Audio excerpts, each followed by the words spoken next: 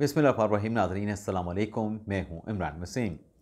नाज़रीन 27 सितंबर दिन जुमेरात का और साल 2025 वफाकी आइनी अदालत के ख़िलाफ़ नाज़रीन जिस खबर का इंतज़ार किया जा रहा था, बिला आखिर फ़ेडरल कॉन्स्टिट्यूशनल कोर्ट के ख़िलाफ़ वो खबर सरफ़ेस हो चुकी है।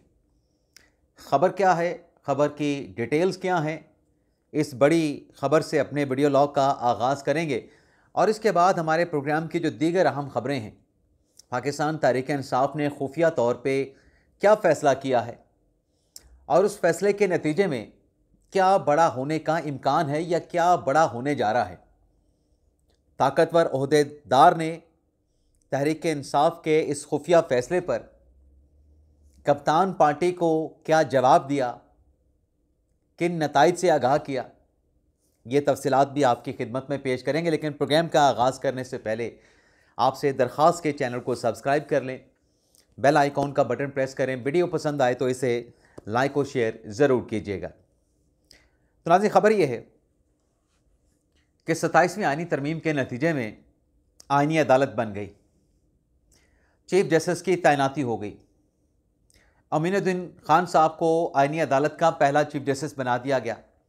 बाकी 6 जज भी आइनी अदालत में अपॉइंट कर दिए गए और ये सारा प्रोसेस मुकम्मल होने के बाद फेडरल कॉन्स्टिट्यूशनल कोर्ट जो है इस्लामाबाद हाई कोर्ट में फंक्शनल हो चुकी है।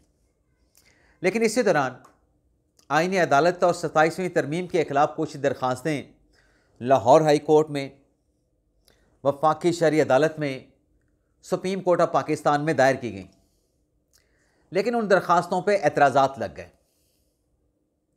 5 दिसंबर को लाहौर हाई कोर्ट का लार्जर बेंच 27वीं तरमीम के खिलाफ दरख्वास्तों पर समाअत करेगा। लेकिन इंतज़ार ये किया जा रहा था कि 27वीं तरमीम और आइनी अदालत के खिलाफ आइनी अदालत में फेडरल कॉन्स्टिट्यूशनल कोर्ट में कब बराह रास्त पटिशन जो है वो दायर की जाएगी। तो आज 27वीं आइनी तरमीम के खिलाफ बराह रास्त पटिशन, आइनी दरख्वास्त फेडरल कॉन्स्टिट्यूशनल कोर्ट में दायर कर दी गई है आर्टिकल 175E के तहत। और ये दरख्वास्त नाज़रीन दायर की है, एडवोकेट हैं शुएब घुमन साहब, इन पर्सन ये पटिशन लेके आए हैं। तो अब पटिशन तो आइनी अदालत में आ गई है, अब देखते हैं कब टेकअप होती है। जो दरख्वास्तें सुप्रीम कोर्ट में दायर हुई थी वो शायद सुप्रीम कोर्ट में चूँकि एतराज़ात की वजह से वापस कर दी गई थी, तो सुप्रीम कोर्ट से तो ट्रांसफ़र होने वाला मामला है नहीं। तो ये पहली दरख्वास्त आप कह सकते हैं कि फेडरल कॉन्स्टिट्यूशनल कोर्ट के खिलाफ आइनी अदालत में दायर हुई है। लेकिन आज एक और दरख्वास्त भी लाहौर हाई कोर्ट बार ने आइनी अदालत के खिलाफ दायर की है और उसमें लाहौर हाई कोर्ट बार की जानिब से ये कहा गया कि जो इंट्रा कोर्ट अपीलें हैं मिलिट्री कोर्ट्स के फैसलों के खिलाफ, जो इंट्रा कोर्ट अपीलें हैं मिलिट्री कोर्ट्स वाले नहीं, जजेस ट्रांसफ़र केस में, उनको जो है वापस जो है वो भिजवाया जाए। माफ़ी चाहता हूँ नाज़रीन, मैंने वीडियो रोक के दोबारा कंफर्म करना चाहा, मैं डबल माइंडेड हो गया था। ये जो अपील वापस करने के लिए लाहौर हाई कोर्ट ने पटिशन दायर की है, ये जजेस ट्रांसफ़र केस की इंट्रा कोर्ट अपील है। अब जैसे मैं आपको कई व्लॉग में बता चुका हूँ कि 27वीं तरमीम के बाद इस नोयत के मुकदमा सुनने का अख्तियार वफाकी आइनी अदालत के पास है और जो इस्लामाबाद हाई कोर्ट के 5 जजेज़ हैं उनकी जो इंट्रा कोर्ट अपील थी और जो वफाकी अदालत पे एतराज़ात उठाए गए थे तो उसमें उनके वकला और जज साहबान खुद पेश नहीं हुए थे, जिस पर जस्टिस अमीनुद्दीन खान साहब की सरबराही में बड़े बेंच ने 6 रुकनी बेंच ने अदम पैरवी पर वो दरख्वास्त खारिज कर दी थी। लेकिन लाहौर हाई कोर्ट बार के वकील हामिद खान साहब के मुआवन वकील, जूनियर वकील पेश हुए थे। उन्होंने अदालत से वक्त मांगा था कि हमें एतराज़ात जमा कराने के लिए जो फेडरल कॉन्स्टिट्यूशनल कोर्ट की जुरिस्डिक्शन है हम उस पर ऑब्जेक्शन करना चाहते हैं, तो तहरीरी दरख्वास्त दायर करने दें। तो ये तहरीरी दरख्वास्त जो है वही है जो लाहौर हाई कोर्ट बार के हामिद खान साहब के जूनियर कौंसल ने अदालत में फ़ाइल करने के लिए कहा था। लेकिन लगता है ऐसे है कि अगर यहाँ भी हामिद खान साहब पेश नहीं हुए और ये दरख्वास्त समाअत के लिए फ़िक्स हो गई तो अदम पैरवी पे ये किस्सा, ये चैप्टर भी फिर क्लोज़ हो जाएगा।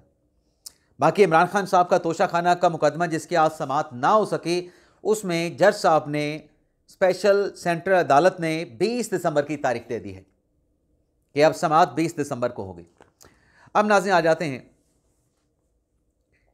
तहरीक इंसाफ की बात कर लेते हैं।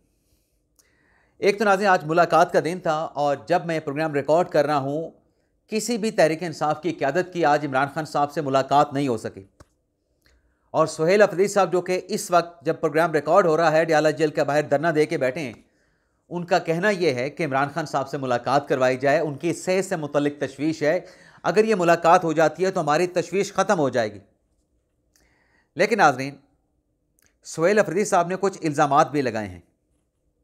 सुहेल अफरीदी साहब ने कुछ इल्ज़ामात भी लगाए हैं और उन इल्ज़ामात में एक तो उनकी तरफ से ये कहा गया कि पाकिस्तान का आवाम का जो पैसा है उस पैसे से जजीरे ख़रीदे जा रहे हैं। अब किसने जजीरा ख़रीदा है, कहाँ पे ख़रीदा है, कैसे ख़रीदा है, करप्शन कहाँ पे हुई है, उसका कोई जवाब, कोई सर, कोई पैर नहीं है। और इशारा सुहेल अफरीदी साहब ने यह दिया है कि अगर खान साहब के साथ मुलाकात नहीं करवाई जाएगी तो कौम सड़कों पे आएगी। अब न जाने ये किस कौम की बात कर रहे थे। तहरीक इंसाफ की अपनी जो कौम है उसके निकलने की इतनी टेंडेंसी सिर्फ बाकी रह गई है कि पिछले दिनों असद कैसर साहब ने जो मुस्तफ़ी 2 जज हैं, मंसूर अली शाह साहब और अतर मिनल्ला साहब से दरख्वास्त की थी कि आप हमारी पार्टी में, हमारी तहरीक में शामिल हों, हुकूमत मुखालिफ तहरीक में, और आप अगर शामिल होते हैं तो आप इसको लीड भी करें। आप अगर हमारी तहरीक में, हुकूमत मुखालिफ तहरीक में आएंगे तो आपके साथ लोग भी शामिल हो जाएंगे। तो अगर मकबूलियत और कबूलियत इतनी ज़्यादा तहरीक इंसाफ की होती तो तहरीक इंसाफ 2 मुस्तफ़ी जजेस से अपनी तहरीक में शमूलियत अख्तियार करने की दरख्वास्त न कर रही होती। अब सुहेल अफरीदी साहब वहाँ पे कब तक बैठे हैं? साहब ने सवाल किया तो अफरीदी साहब ने कहा कि मेरी मर्ज़ी, मैं जितनी देर यहाँ पे बैठूँ। पिछली मरतबा तो SHO ने चाय भी पिलाई थी, लेकिन चाय पीने के बाद तहरीक इंसाफ वाले जो भी मुज़ाकरात हुए थे वहाँ से चले गए थे। और अब ये कहा जा रहा है जो मुज़ाकरात हुए थे उनके नतीजे में मंगल के दिन फैमिली के लोगों की मुलाकात हो जाएगी। लेकिन ये जो मुलाकात ना होने का मामला है, इसे आज बैरिस्टर गौर साहब ने जहाँ असम्बली में उठाया है, तहरीक इंसाफ के अरकान ने कौमी असम्बली में एहतजाज किया है, वहीं तहरीक इंसाफ के चेयरमैन बैरिस्टर गौर अली खान साहब ने एक इंदिया भी दिया है। और वो इंदिया है पार्लियामेंट से मुश्तरका इस्तीफ़ों का, या पार्लियामेंट से बाइकआउट करने का इशारा दिया है। एग्जैक्टली तो बैरिस्टर गौर साहब ने कौमी असम्बली में ना इस्तीफ़ों की बात की है, ना बाइकआउट की बात की है, लेकिन इशारतन जो बात उन्होंने की है उससे लगता ऐसे है कि शायद पार्लियामेंट का या तो बाइकआउट करेंगे या फिर पार्लियामेंट से मुश्तरका तहरीक इंसाफ इस्तीफ़े देगी। एग्जैक्टली बैरिस्टर गौर साहब ने क्या कहा? बैरिस्टर गौर साहब ने कहा कि देखें, मियाँ साहब लंदन से वापस आए, खामोशी को उन्होंने तोड़ा है, लेकिन लंदन से वापस आने के बाद वो जेल नहीं गए, बल्कि मियाँ साहब को मैंडेट दे के हुकूमत में बिठा दिया गया। बैरिस्टर गौर साहब ने कहा कि ना हमें माना जा रहा है, ना हमें तस्लीम किया जा रहा है, ना हमें पॉलिटिकल स्पेस दी जा रही है। जब ये 2 बातें बैरिस्टर गौर साहब ने की और फिर उन्होंने आगे चल के जो जुमला कहा उसमें बैरिस्टर गौर साहब ने कहा कि ऐसा लगता है कि हमारी इस ऐवान में जो मौजूदगी है, हमारी मौजूदगी के दिन कम रह गए हैं। अब ये बात जो है, इसे आप इस्तीफ़ों की धमकी भी समझ सकते हैं, इसे आप पार्लियामेंट का बाइकआउट करने का अल्टीमेटम भी समझ सकते हैं। लेकिन ये नाज़रीन कोई तहरीक इंसाफ का पहला फैसला नहीं होगा। माजी में जो फैसले तहरीक इंसाफ ने किए उसका कॉन्सिक्वेंस क्या निकला, इस डिटेल में जाने से पहले आपको बताते जाएं कि कौमी असम्बली में जो इजलास हुआ है, ज़िमनी इंतखाबात में जीतने वाले 4 अरकान असम्बली ने, जिसमें दानियाल अहमद हैं, मोहम्मद नुमान हैं, महमूद कादर हैं और मोहम्मद तुफ़ैल है, इन्होंने ना सिर्फ कौमी असम्बली के रुकन का हलफ उठाया है, बल्कि जो साइनिंग रोल है उस पर सिग्नेचर भी कर दिए हैं। अब पाकिस्तान तहरीक इंसाफ ने ज़िमनी इलेक्शन का भी बाइकआउट किया था। पाकिस्तान तहरीक इंसाफ ने माजी में पार्लियामेंट से कई मरतबा इस्तीफ़े दिए, 14 में भी दिए, फिर 22 में भी इस्तीफ़े दिए। इवन के तहरीक इंसाफ ने पंजाब और खैबर पख्तूनख्वा की असम्बलियाँ तहलील भी की। अब उसका नतीजा क्या निकला? उसका नतीजा ये निकला कि नुकसान पाकिस्तान तहरीक इंसाफ को उठाना पड़ा। अब रास्ता एक ही है, चाहे आप बाइकआउट करें, चाहे आप मुश्तरका इस्तीफ़े दें, और वो रास्ता मुज़ाकरात का है। अब बैरिस्टर गौर साहब कहते हैं कि हमने कई मरतबा मुज़ाकरात किए लेकिन वो नतीजा खेज़ नहीं हो सके। लेकिन दूसरी तरफ ये जिस प्लान का इशारा, जिस बाइकआउट, जिन इस्तीफ़ों, मुश्तरका इस्तीफ़ों का इशारा बैरिस्टर गौर साहब ने दिया है, उस पर फिर अयाज सादिक साहब जो कि बड़ी ताकतवर शख्सियत हैं पार्लियामेंट को लेके, क्योंकि कौमी असम्बली के ऐवान के कस्टोडियन वो हैं, गौर साहब को मुखातब करके अयाज सादिक साहब ने कहा कि जो आपने नवाज़ शरीफ के बयान की बात की, नवाज़ शरीफ के जिस स्टेटमेंट का बैरिस्टर गौर साहब से कहा कि जो आपने इशारा दिया नवाज शरीफ का वो बयान जो है वो असम्बली में नहीं दिया गया और तस्दीक की बैरिस्टर गौर साहब की कि ये ऐवान 342 का नहीं बल्कि 336 का है। अगर आपको ये लगता है कि NA-18 में धांधली हुई है, तो जब हम 2018 में धांधली की बात करते थे तो आप हमें ट्रिब्यूनल का रास्ता दिखाते थे और हम ट्रिब्यूनल में गए थे आपके खिलाफ, आपके अरकान की कामयाबी के खिलाफ हम ट्रिब्यूनल में गए थे। तो जो रास्ता आप हमें दिखाते थे, आप भी ट्रिब्यूनल में चले जाएं अगर आप समझते हैं कि NA-18 में आपके साथ धांधली हुई है। और फिर जो असल बात है जो हम अपने ब्लॉग में अक्सर और बेशतर करते रहते हैं कि तहरीक इंसाफ की ये जो पॉलिसी है इसमें तजाद नज़र आता है, इसमें 180 डिग्री की कंट्राडिक्शन नज़र आती है। वो क्या तजाद है जिस पर आज अयाज सादिक साहब ने अपनी राय का इजहार किया है। अयाज सादिक साहब ने कहा कि तहरीक इंसाफ, बैरिस्टर गौर साहब, आप इंडिया के साथ बातचीत करने के लिए तैयार हैं, आप अफ़गानिस्तान के साथ बातचीत करने के लिए तैयार हैं, लेकिन हमारे साथ आप बातचीत नहीं करना चाहते।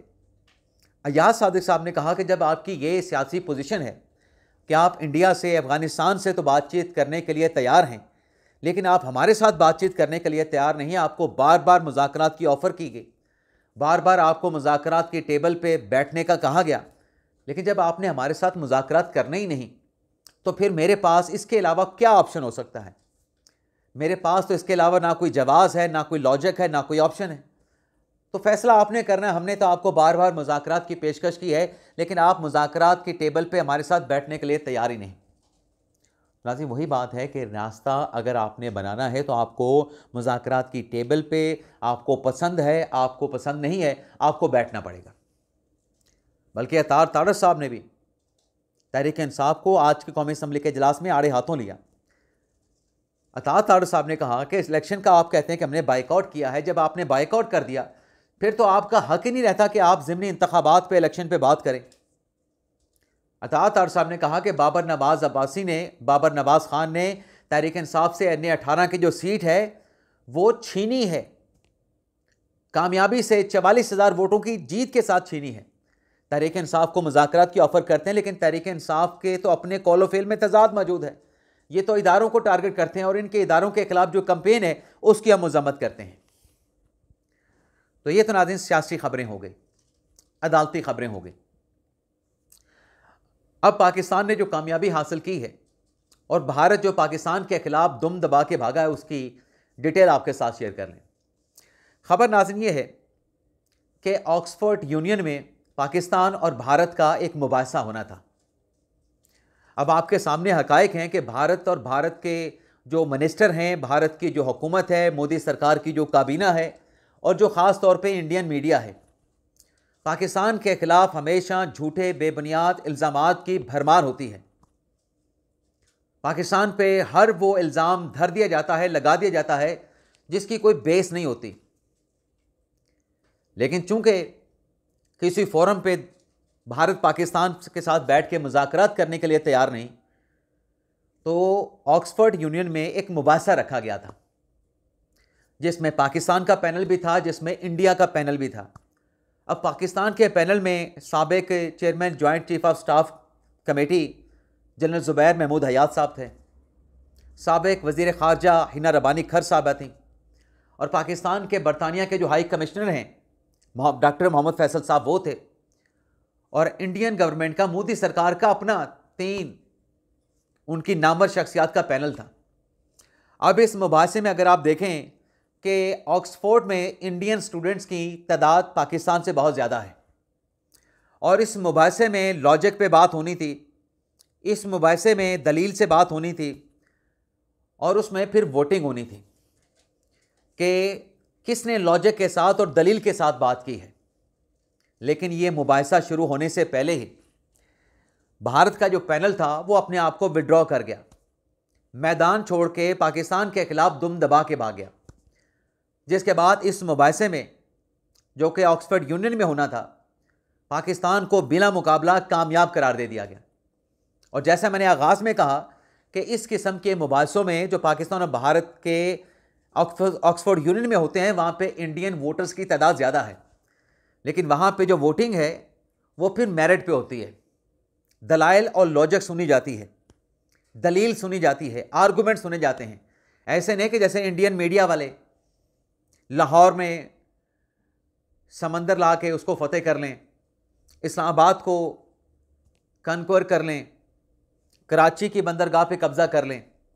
ये इंडियन मीडिया पे तो कहानियाँ चल जाती हैं, लेकिन इस तरह के जो मुबाहसे होते हैं जिसमें दलील से बात करना होती है, लॉजिक से बात करना होती है, तो ये अगर कोई मौका आया था 9 मई के बाद बातचीत करने का, दलील और लॉजिक के साथ बात करने का, तो वहाँ से भारत तो भागा है मैदान छोड़ के, लेकिन पाकिस्तान ने बिला मुकाबला कामयाबी हासिल कर ली है।